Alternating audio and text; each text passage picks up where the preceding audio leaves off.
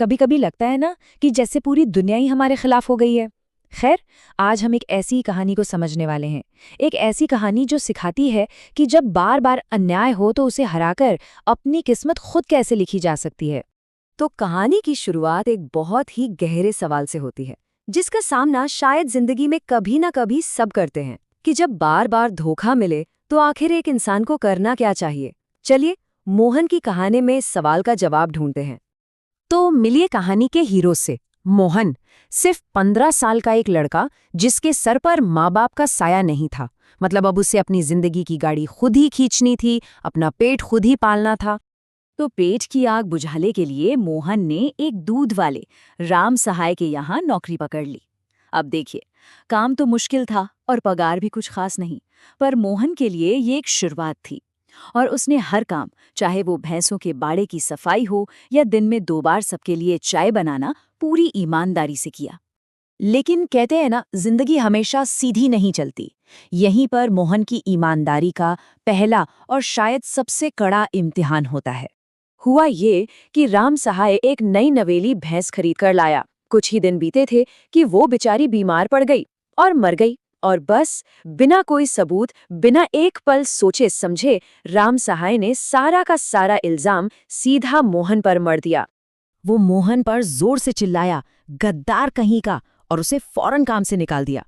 सोचिए, मोहन का दिल एकदम टूट गया होगा। एक झटके में वो फिर से सड़क पर था, बेसहारा और बेरोजगार।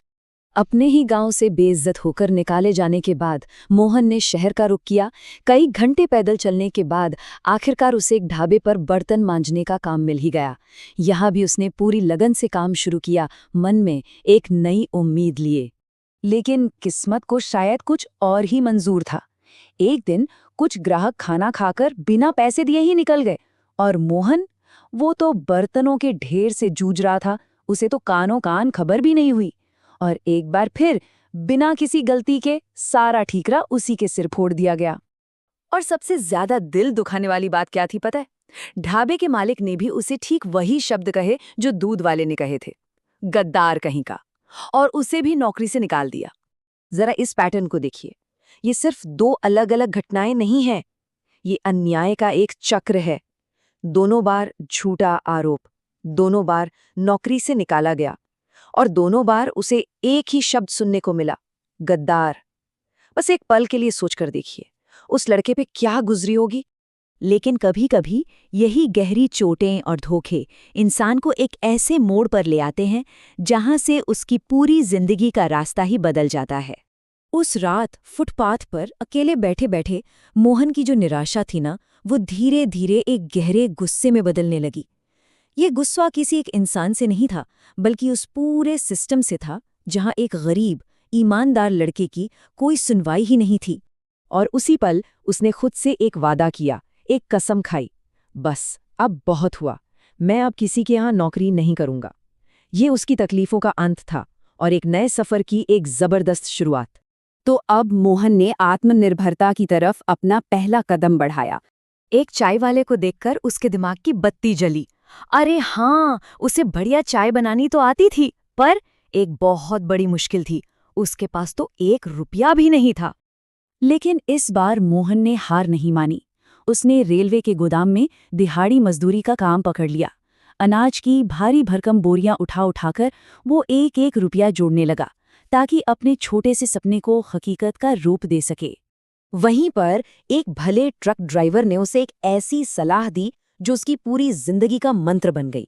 उन्होंने कहा, बेटा, अपना रास्ता खुद बना। बस इन शब्दों ने उसे वो हिम्मत दे दी जिसकी उसे उस वक्त सबसे ज्यादा जरूरत थी। तो चलिए अब देखते हैं कि मोहन की इस मेहनत और इस नए मंत्र का फल उसे कितना मीठा मिला। ये रास्ता सीधा तो था, पर आसान बिल्कुल नहीं।